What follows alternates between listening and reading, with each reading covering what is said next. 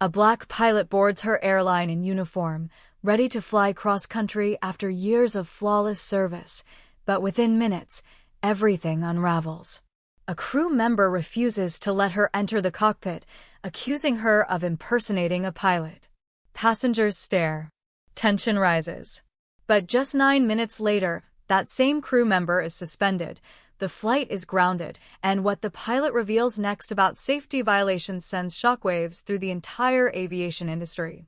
What happened on board wasn't just discrimination, it was the beginning of a national reckoning. Stay with me. This is a story you need to hear. Before we begin, tell us where in the world you're watching from, and if this story moves you, hit that subscribe button. It all started on what should have been a routine flight. He boarded that plane not as a man looking to be seen, but as one determined to bear witness. Elijah Monroe was the kind of black man America rarely noticed until it was too late. He didn't wear the trappings of wealth this morning, no tailored suit, no polished leather shoes. Just old sneakers, denim stiff from time, and a frayed sweatshirt zipped up to the neck. The only thing he carried was the quiet weight of ownership and the louder burden of knowing what it meant to be invisible in plain sight. No one glanced twice at him as he stepped into row 17, seat C, economy. Middle of the plane. Middle of the noise. Middle of the country, you might say, those souls who live lives caught between extremes, too exhausted to revolt and too proud to submit. He ran his fingers along the armrest, noting a small crack in the plastic. That crack, he thought, would become a note in the next executive review. But this wasn't just about quality control. It was about something deeper, something unspoken, but always humming in the background, like the low murmur of the jet engines warming up. See, Elijah owned this airline. Not just in the legal sense. He'd built it, piece by piece, after a childhood spent watching planes soar above his grandmother's one-bedroom house in Montgomery, Alabama.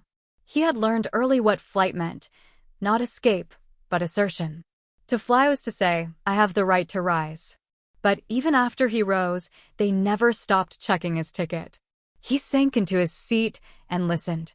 That's how you know the truth in America. Not by asking, but by hearing what people say when they think you're no one at all. 2 rows behind him, 2 white men settled in, one older, voice slick with that southern molasses that can hide 1,000 sins, and one younger, his words sharp and uncertain, like a knife still figuring out what it wants to cut. They didn't know who sat in front of them. Didn't know that the very plane they were on bore the signature of the man whose presence they were now desecrating with careless conversation. Man, this airline, owned by some bleeding heart do-gooder. I think a few black scholarships fix centuries of rot. The older one laughed. It wasn't the kind of laugh that finds joy, it was the kind that tests the boundaries of who's listening. Elijah sat still. His back was a wall. His skin, an archive. He had heard it all before. In the courtroom. In the boardroom. In the bathroom stall. White men who believed their doubt was truth and their bitterness was righteousness. They went on. I hear he flies around, incognito, the younger man said. Like some damn ghost. Like he wants to spy on his own people. Elijah closed his eyes. Don't matter, the older one replied. All the PR in the world won't change the fact that a black man signing checks makes certain folks real nervous. And I say, it should. We've got to send a message. Something big. Something that says, we see you. The younger one hesitated. You think it's really worth it? A pause. Have you ever watched something built on lies fall? That's worth it. Elijah felt the blood rise behind his ears. Not fear, but memory. The memory of every time he'd been the only black man in the room. The memory of being followed through stores he owned shares in. The memory of his father's trembling hands when a state trooper knocked on the window and called him boy. The plane was still on the tarmac, but the turbulence had already begun. A white flight attendant walked by, smiling politely, and offered him a drink without making eye contact. Elijah declined. She moved on. He glanced around. Not one black flight attendant on this route today. Not one black pilot in the cockpit. He'd hired them. He knew they were in the system. But the system, God help him, knew how to keep the glass polished while the cracks spread underneath. He thought of his grandmother then. On the way, she taught him to hold a coffee mug with both hands when nervous, as if grounding yourself in something warm could keep the cold world outside. He missed her voice, how she would have said, "Baby, don't you let them make you question what you already know." Racism doesn't always come wearing a hood. Sometimes it wears a suit. Sometimes it sits 2 rows behind you. The plane began to taxi, and he heard the 2 men behind him rustling, their voices dropping into that conspiratorial register that thinks whispering makes hatred holy. They won't expect it. Nobody watches us nobodies. And he won't even see it coming. Elijah's hand tightened around the armrest again. That's where it began. Not in a shouted slur, but in the quiet. In the hum of prejudice passing for common sense. In the muttered phrases of those who think justice is a pie and someone's slice taken from theirs. He didn't know what these men were planning. But he knew the weight of history when it pressed against his spine. And in that moment, as the plane lifted from the ground, he realized that flight didn't just mean upward. It meant onward. Past fear. Past insult. Toward the truth. Because in America, a black man can build an empire and still have to prove, on any given Tuesday, that he belongs in the seat he paid for. And today, Elijah Monroe was ready to remind them. Not with shouts, but with action. Not with fists, but with facts. This was just the beginning. He had not intended to return to the airport the next day. But something in the marrow of Elijah Monroe's bones told him that unfinished business doesn't wait for convenience. It waits for confrontation. And confrontation had always been America's most stubborn dance, especially when danced in silence, on marble floors polished with denial. The night after that flight, Elijah didn't sleep. Not fully. He sat on his porch in the deep shadows of dawn, watching a neighborhood still caught in yesterday's promises and tomorrow's neglect. Streetlights flickered like they were uncertain of their own purpose. A stray dog limped past. Somewhere down the block, a car alarm gave a half-hearted shriek and then fell silent again. He thought about the 2 men behind him on the plane. Thought about the folder. Thought about the phrases they let slip.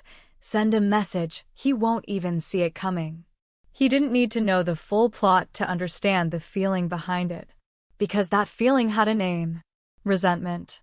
A kind of bitterness that didn't just want justice, it wanted to rewrite the definition of power without having to earn it. Elijah had faced it in boardrooms, cloaked in civility. Faced it in backhanded compliments, "You speak so well." Faced it in the sudden silence of elevators when he entered, as if his presence alone disrupted the natural order. But this time was different.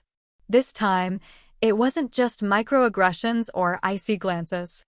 This was premeditated, calculated. He made a call to Myra, head of his personal security team. Told her to run the license plate Rosalind had photographed. To check the rental history. Pull what public records they could. Not to alarm anyone. Yet, he then called Rosalind herself, asking if she'd seen either man before. She hadn't, but her voice trembled when she said something about the older one felt deliberate, like he was waiting for a stage. Elijah knew that feeling. He'd been on too many stages where he was expected to smile, expected to forgive, expected to educate men who had no interest in being taught, only in being obeyed. Later that morning, he returned to corporate headquarters. The security guard at the front desk, a white man named Dennis, gave him a nod that stopped just short of respect. Elijah caught it, stored it, like every other slight. Upstairs, he asked for reports on hiring numbers, specifically racial breakdowns across regional divisions. What he found didn't surprise him. On paper, diversity goals had been met. In practice, too many mid-level managers, white, male, insulated, had learned how to sidestep accountability with polite language and procedural delay. Take the Southern Division, for example. Elijah had approved a pipeline program to hire more black technicians and mechanics. Yet only 4 out of 60 recent hires fit that bill. Excuses followed. They didn't pass the background check. They lacked the right certification. We didn't want to lower the bar. That last phrase always curled his gut like spoiled milk. Who defined the bar? Who decided what merit looked like? Often, the ones already holding the bar aloft, while standing on the shoulders of a stolen past. He summoned the Southern Division's HR head to a video call. A woman named Laura, mid-40s, with the hardened face of someone who believed herself progressive because she didn't see color. When Elijah brought up the hiring discrepancies, she shifted in her seat and said, "We're just following protocol." Elijah stared at the screen for a long moment. "Whose protocol?" he asked quietly. She blinked. I mean company policy." "And who writes policy?" he continued, voice still calm, but edged with steel. "People who look like you or people who look like me?" The question landed with the thud of truth, heavy and unwelcome. Laura cleared her throat. "We're open to feedback." He ended the call. Open to feedback. That was the new code for "we won't change unless someone threatens us." Later that afternoon, Myra returned with findings. The two men on the flight? Fake names. Rental paid in cash. The sedan was traced to a shell company registered in Delaware. The older man, however, had a face match: Garland Pierce. Former protest leader turned rogue agitator. A man who once marched beside real visionaries before deciding sabotage was faster than change. His organization? The Equal Enforcement Initiative. Their mission? Ambiguous. Their methods? Increasingly reckless. Elijah sat with the information like it was scripture. Garland wasn't just challenging his leadership. He was challenging his blackness. As if a black man with wealth, with ownership, must have betrayed something sacred. As if climbing meant you had to abandon everyone who helped build the ladder. This was the contradiction that plagued him most. In striving to succeed, he was sometimes seen as part of the machine, even by those who shared his skin. That suspicion hurt deeper than any racist slur. That evening, he returned to the same airport, booked the same flight path, dressed again in the plain clothes that rendered him invisible. But this time, he didn't sit in silence. He spoke to the black janitor buffing the floors near Gate B12 and asked him how long he'd been working there. 20 years, the man said, eyes tired. Only just got health benefits. He spoke to the Latina woman at the check-in desk who'd been scolded earlier by her manager for speaking Spanish to an older couple. "They told me it confuses the customers," she said with a forced smile. And he spoke to a white flight attendant who greeted him without looking up.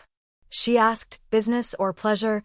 with the mechanical tone of someone trained not to care. He answered, "Neither." "Observation." She blinked. Didn't ask what he meant.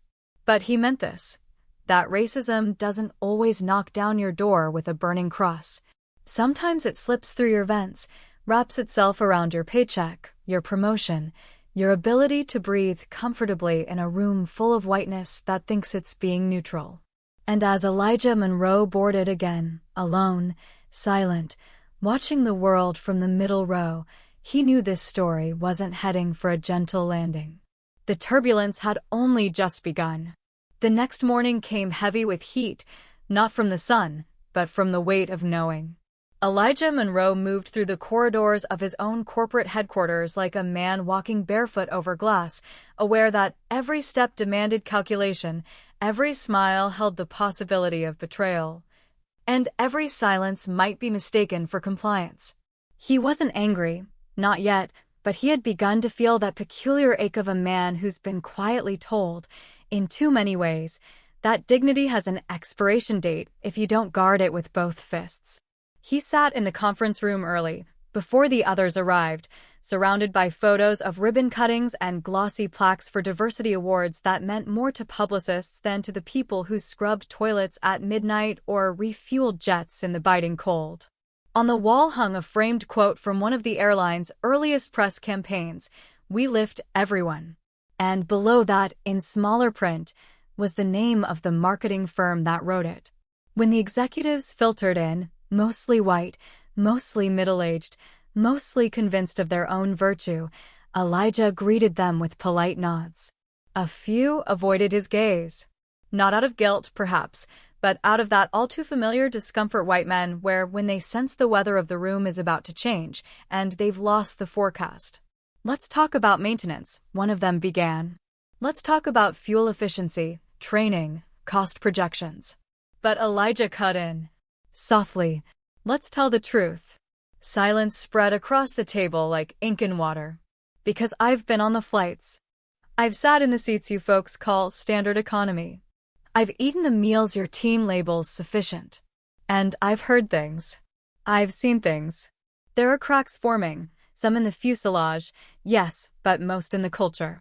An uncomfortable shuffle. Then Laura, the Southern HR head, coughed. "If this is about the protest rumors." "It's not just rumors anymore," Elijah said, calm as a preacher at a funeral. "It's a signal. And we've ignored too many of those already." He turned to the head of hiring, a man named Collins, whose tie was always too wide, whose handshake was always too limp. "Tell me how many black supervisors we have in our maintenance hubs." Collins blinked. I'd have to check the system." "You're wearing the system," Elijah replied. "It's stitched into your silence." No one spoke after that.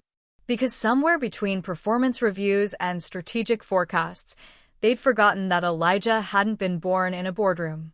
He'd been raised in Harlem, in a building where the landlord never fixed the heat, where the super told his mother, "I don't see why a woman with your name needs to live here," and where he learned, before he could multiply fractions, that survival often meant learning to smile while being dismissed.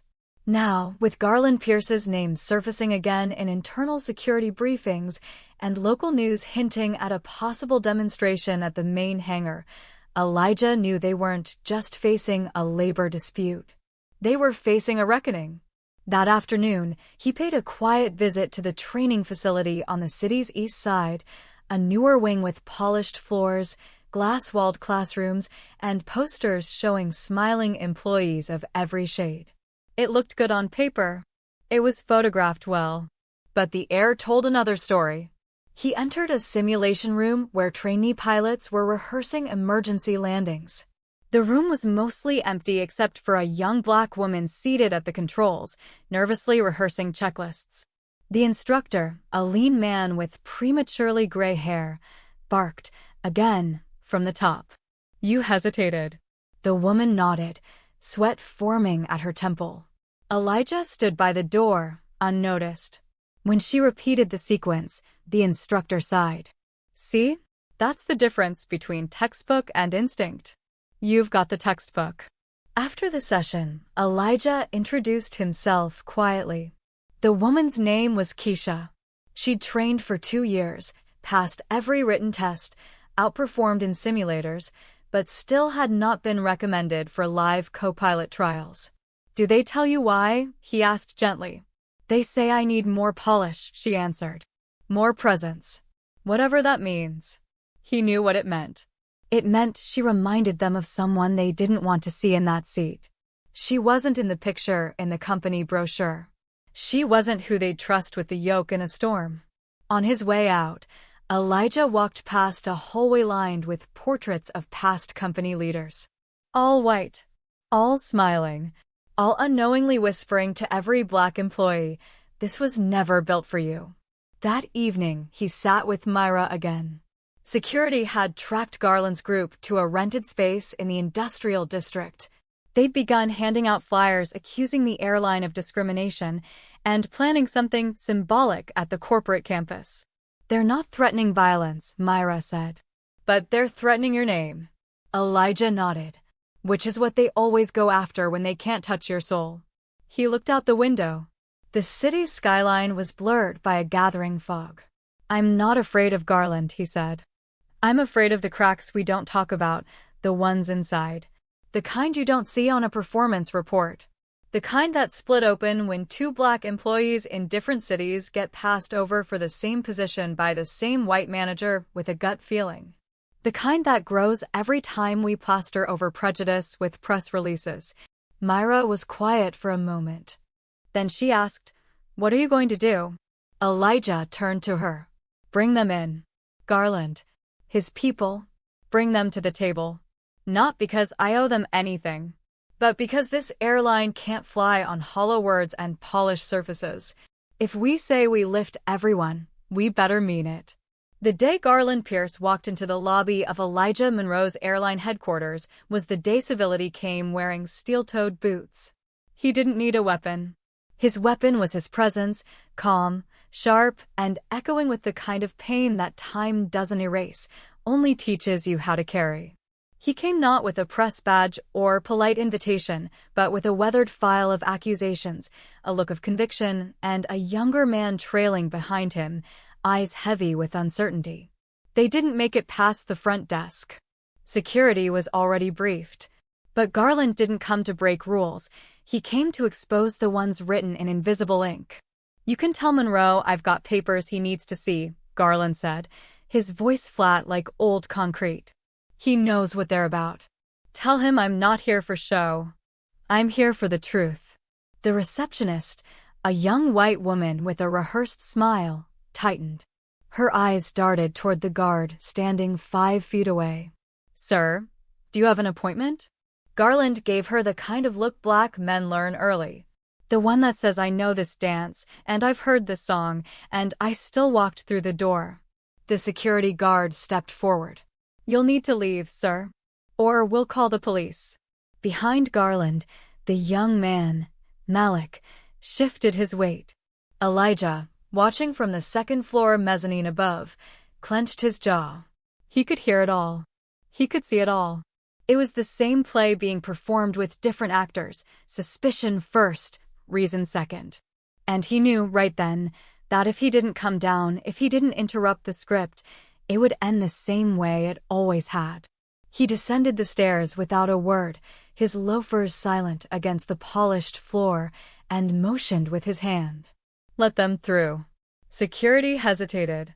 "Sir, I said let them through." The room held its breath as the guard backed off. Garland's face betrayed nothing, but there was a flicker of acknowledgement. Not respect, not yet, but recognition. They met in the glass-walled conference room that always smelled faintly of lemon polish and ambition. Garland spread his papers across the table.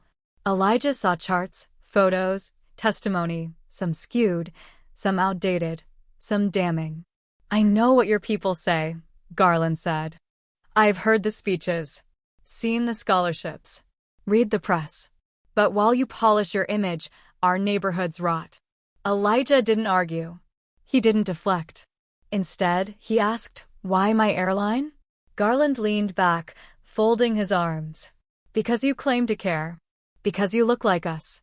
Because the betrayal from one of our own cuts deeper."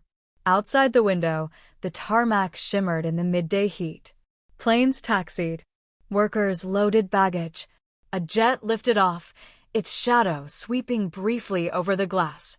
"There's a story I could tell you," Elijah said quietly, "about sitting in the back of a courtroom as a boy while my uncle was sentenced for a crime he didn't commit. About the white lawyer who said he'd done everything he could, and how that sentence taught me that the law had 2 tongues, one for the powerful and one for us." Garland's jaw tightened, but he didn't interrupt. "I built this airline to be a contradiction," Elijah continued, "to show that a black man could own the sky. But somewhere along the way, maybe we started building walls instead of runways." Malik looked between them, his mouth parting slightly, as if he'd just realized this wasn't the battle he'd been promised. It was something older. Something messier. Elijah reached for one of the papers. It was a testimonial from a former employee, a baggage handler who claimed he'd been passed over for promotion 5 times. Another document referenced hiring gaps in 2 cities with predominantly black populations. "This is real," Elijah said, pointing. "And this we can fix." "But you won't," Garland snapped. "You'll hold another meeting. Send another email. Hire a consultant. And nothing will change." Elijah's voice dropped, low and steady. "Then give me your demands. Not just your anger. Give me names, numbers, actions, not just outrage. Outrage without direction burns everything. Even the truth." For a long moment, no one spoke. Then Garland said, "You got 1 week. Show us you're serious. Or we bring the message where you can't ignore it. On the ground. On your runways. On your planes." They left as quickly as they came. And when they were gone, Elijah sat alone, staring at the papers. Not because he was afraid of Garland, but because he feared the parts of his company that might prove him right. That night, he drove to the maintenance hub without a security detail. He walked the floor with the mechanics, asked them what was broken, not just in the machines, but in the system. One man, a quiet Dominican with grease on his knuckles, said, "Sir, we just want to be seen." Like really seen, not just when it's Black History Month. And Elijah nodded, because there it was again. That quiet war. Not fought with fists or fire, but with silence. With being passed over. With being made invisible. In a nation where the battlefields are often grocery stores and boardrooms, classrooms and check-in counters, the war on dignity never truly ends. It just changes uniforms. And in that moment, Elijah understood. The enemy wasn't Garland. It was the mirror. The one he hadn't dared to stare into deeply enough. Not yet. But he would. The morning Elijah Monroe walked into the East District Community Hall, the air was thick with expectation and something else. Something heavier. He wore no suit, just a button-down shirt with rolled sleeves, as if trying to appear less like the man on the Forbes cover and more like the boy who used to sweep floors for his father's barbershop. But time has a way of dressing a man in things he can't take off, like reputation or responsibility or skin. Outside, a line had already formed. Students, activists, skeptics. Inside, a banner hung with carefully chosen words. Building bridges, not walls. But words, Elijah knew, were only as strong as the silence they replaced.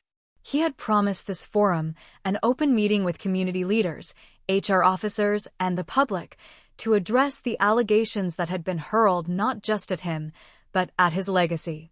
Accusations that his airline ignored Black neighborhoods in its hiring. That promotions were quieter for brown faces. That the new runways had not lifted all planes equally. The hall filled quickly. There were folding chairs in crooked rows, local news cameras in the back, and rows of cautious eyes, some hopeful, some hardened. Garland Pierce hadn't come, but his presence lingered like smoke. In his place sat others, a union rep with a clipboard, a pastor who wore his doubt behind a gentle smile, and a small girl in the front row who didn't yet know why this day mattered, but would remember the tone of it forever. Elijah stepped to the podium. His voice didn't rise like thunder. It settled low, firm, weathered. "We're not here to protect reputations," he said.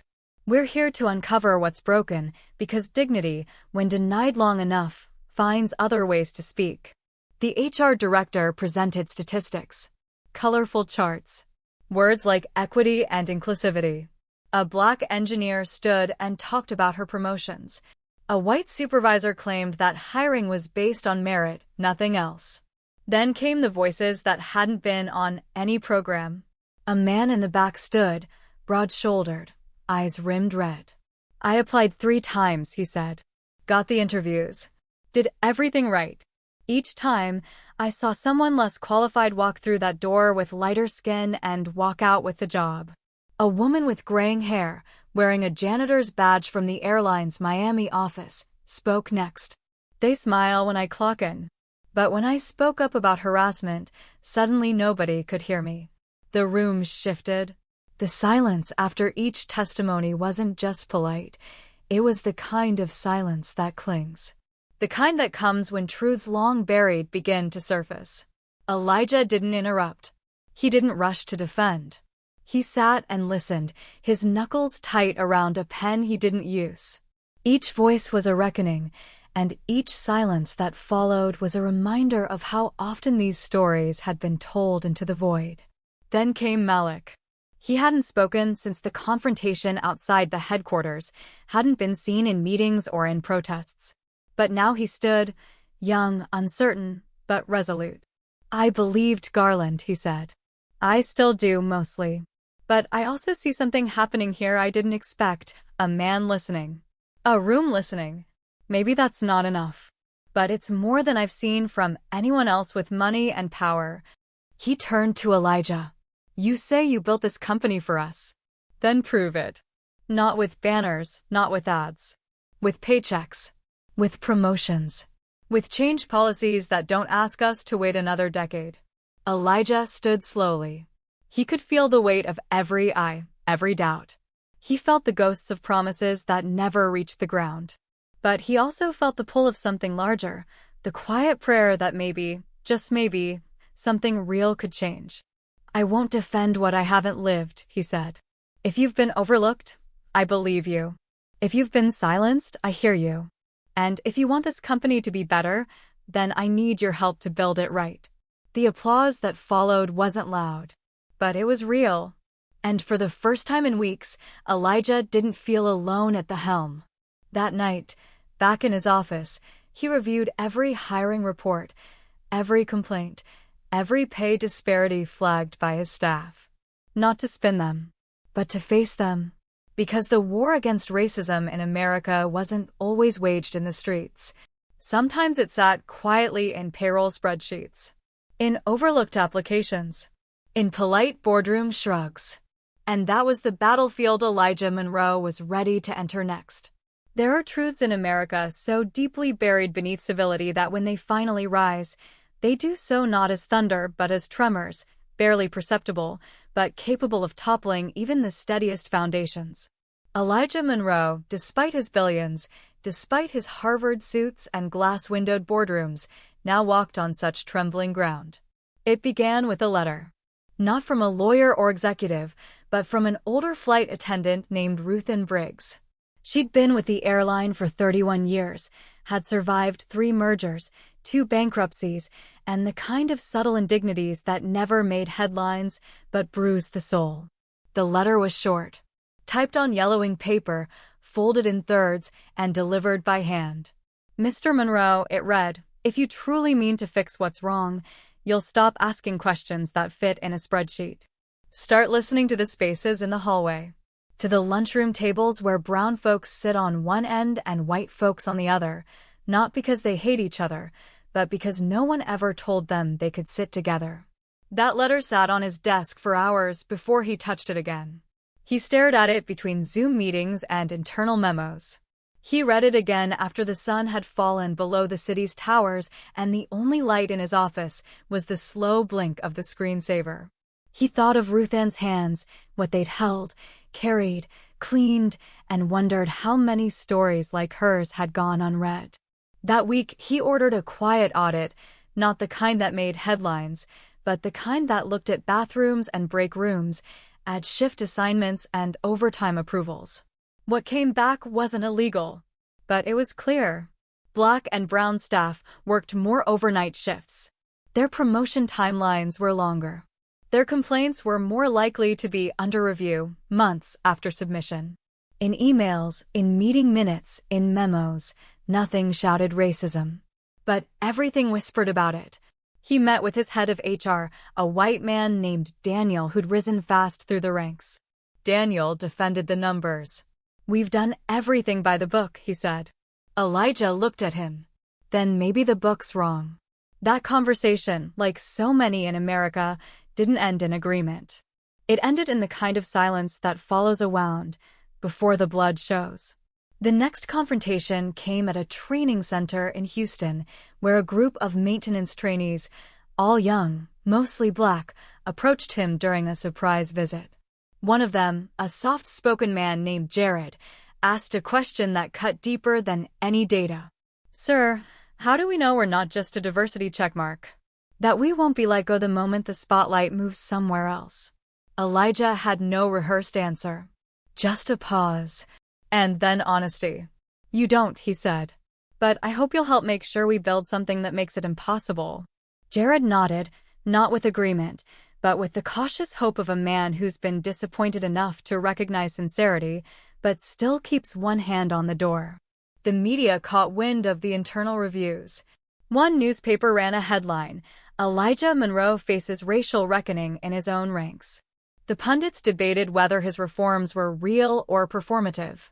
The protest group Garland led seized the moment, releasing new accusations, some true, some embellished. But the streets weren't where the real reckoning was happening. No, it was happening in moments too small to televise. In the stare of a white manager as he reviewed a promotion file, knowing now that someone might ask why the name Luttrell was passed over 3 times. In the sigh of a Hispanic gate agent who finally saw 2 black supervisors promoted above her and whispered, finally, though no one else heard. In Elijah's own reflection in the mirror each morning, when he wondered if his silence in years past had been a kind of betrayal dressed in success. At a board meeting, one of the older investors, a man who made his millions on oil and mergers, pulled Elijah aside and said, "Son, you're risking the brand with all this racial introspection. The customers don't want politics with their peanuts." Elijah smiled politely. "Then they can fly somewhere else." The board didn't like that answer.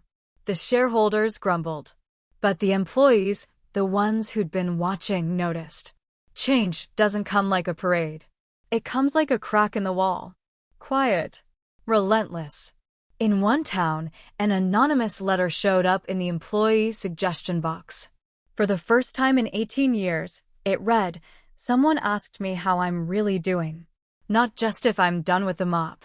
Elijah read that one out loud in his next leadership meeting, and no one laughed. He knew the road was still long. Knew there'd be backlash, headlines, boycotts maybe.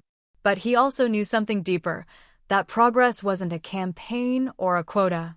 It was the way one person choosing to listen could open a door that had been closed for generations.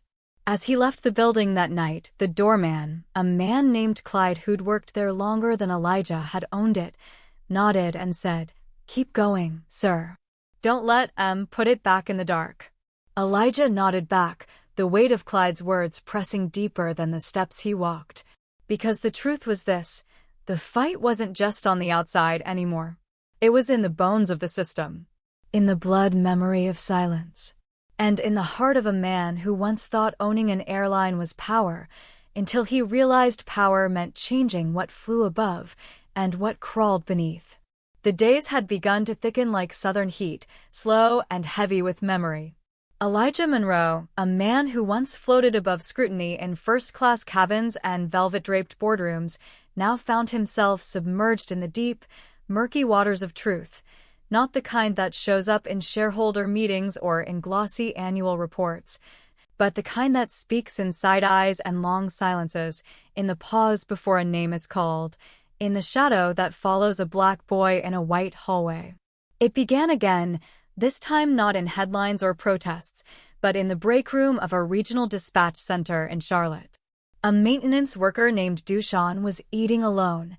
He always did, not because he was unfriendly, but because he'd long stopped trying. When Elijah walked in unannounced as part of his transparency tour, the room fell quiet, not out of awe, but out of muscle memory. Black men in positions of power still startled folks, even in buildings with DEI posters on the wall. Elijah greeted the room, and Dushan, wiping barbecue sauce from his fingers, asked without standing, "You really here to listen, or just look good doing it?" It was not a challenge, not a threat. It was a weary honesty born from 1,000 disappointments. Elijah sat down at the opposite table. "That depends," he said, "on whether you'll tell me the truth." And Dushan did. About the double shifts. About how new white hires got better routes, cleaner trucks, even shinier uniforms. About how no one said anything racist, but how everything felt about it. "I don't need inclusion training," Dushan said. "I need a chance." Later that night, Elijah wrote that sentence down.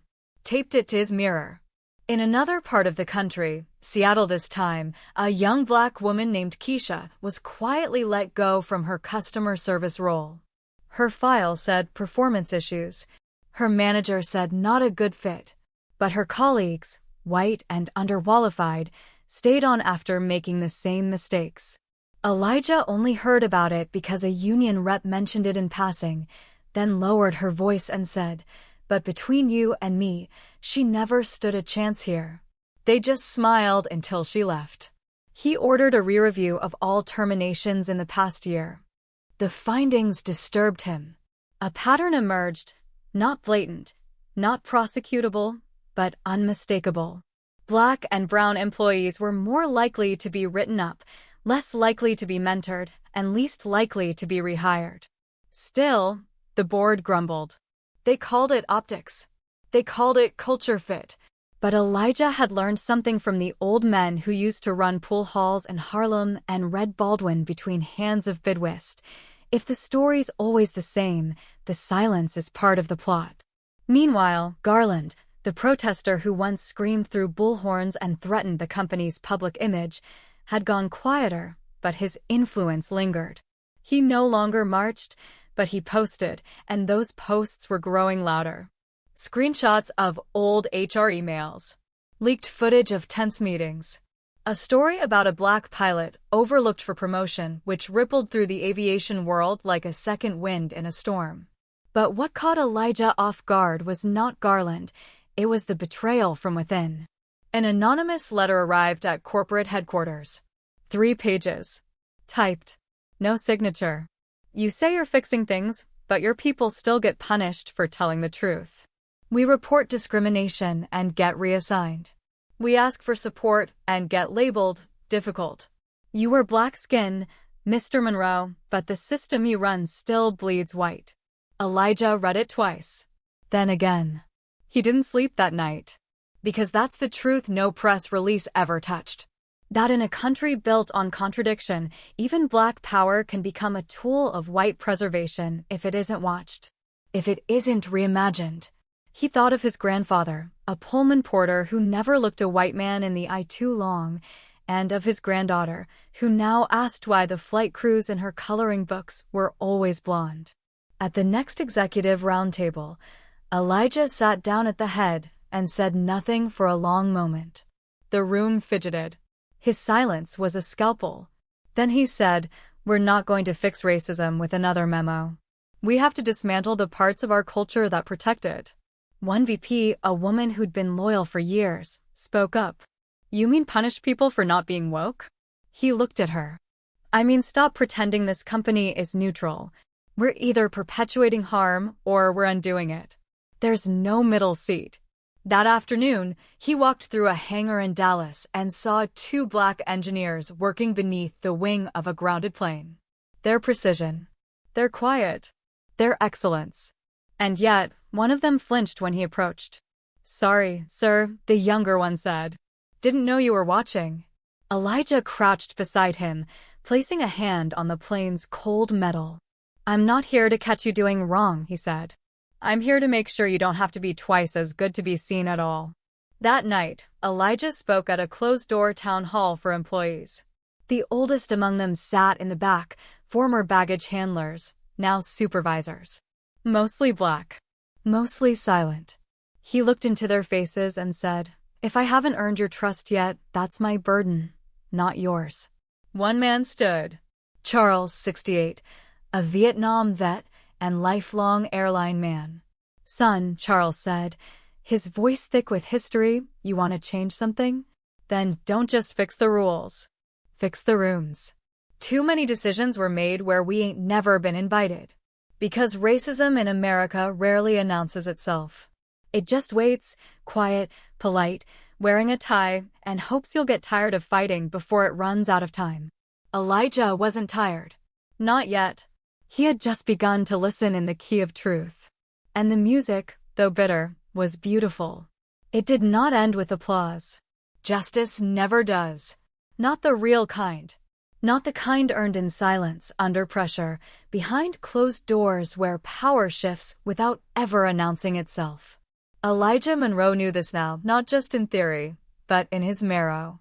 The struggle had not made him bitter, it had made him attentive. It had sharpened his senses to the way a smile can carry menace, to how a compliment can be a cage, and to how an open door can still lead to a room with no seat for you. A storm had passed, yes. The protesters no longer gathered at the gates. The audits were done. The hiring data was up on the website for all to see, color-coded, measured, dissected. But underneath it all, the weather was still uneasy. Racism, he'd come to understand, wasn't a fire to be put out. It was a fog that rearranged itself every time the wind changed. And now the fog was settling in new corners. Quieter, smarter, but no less dangerous. The corporate board, full of polished faces who called him trailblazer in public but too radical in private, had begun to whisper again. Not about race, not exactly. They talked about investor confidence, about brand perception, about how activism fatigue was making customers uncomfortable. "You've done so much, Elijah," one board member said after a quarterly meeting. "But maybe now it's time to stabilize. People want calm. They want normal again." Elijah leaned back in his chair. "Normal never served us," he said. "It just taught us how to survive quietly." Outside that room, there were rumblings. A regional manager in Atlanta was quietly demoted after a complaint about racist remarks. No official acknowledgement, no apology. A Latina baggage handler in Phoenix was fired for a minor infraction that her white coworker had committed the week before without consequence. And then there was the young black pilot, bright, soft-spoken, who came to Elijah's office trembling with fear after being denied entry into the cockpit by a security guard who didn't believe her ID was real. "I just wanted to do my job," she said. But he looked at me like I didn't belong, like I was pretending. Elijah clenched his jaw, remembering how many times he had felt the same. Not decades ago.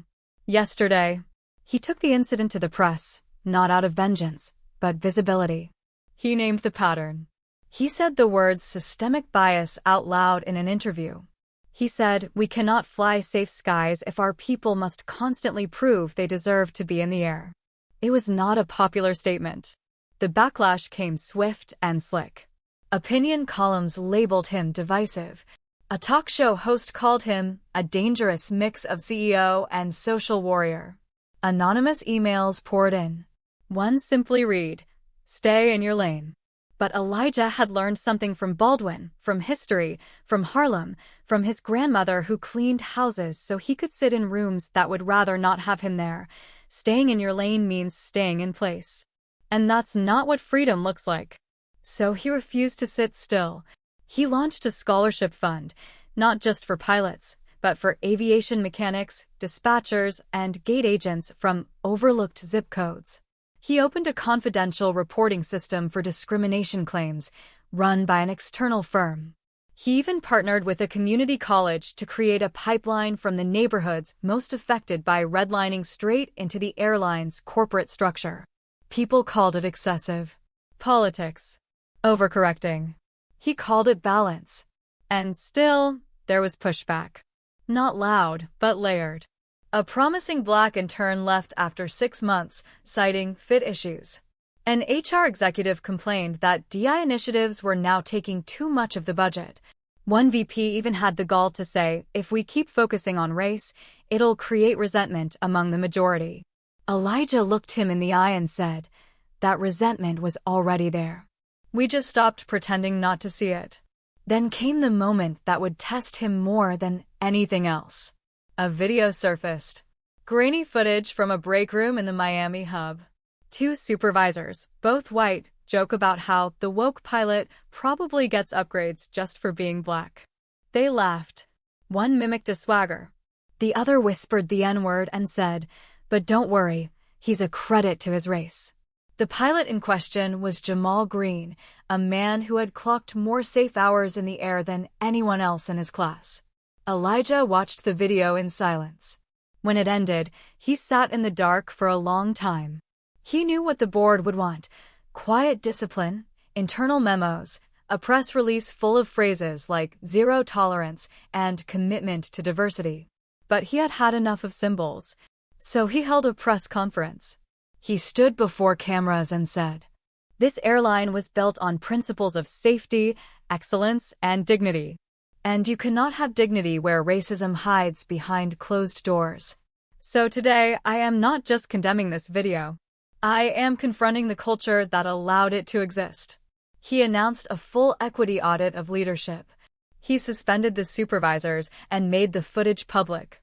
He took the heat, the threats, the backlash. But he also saw something else. Emails from retired black pilots who said they'd endured worse in silence. Notes from elders who had once been told they were too dark for customer-facing roles, thanking him for naming what they were never allowed to say. Even Jamal came to his office and sat across from him, tears in his eyes. "They tried to break me," he said. "But you stood up." Elijah nodded. "Because no one else did when I needed it." In the final days of that season, Elijah received a letter from a white woman in her 70s. Her husband, now passed, had been a military pilot. Her grandson was now applying to the airline. She wrote, "I remember when your kind weren't allowed in the cockpit. Now my grandson wants to fly under your name. I don't agree with everything you say, but I respect the way you fight. Keep going. You're changing something. I think it's called America."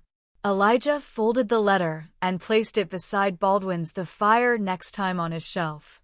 Because he knew, even now, the fire had not gone out. But maybe, just maybe, it was lighting a path forward.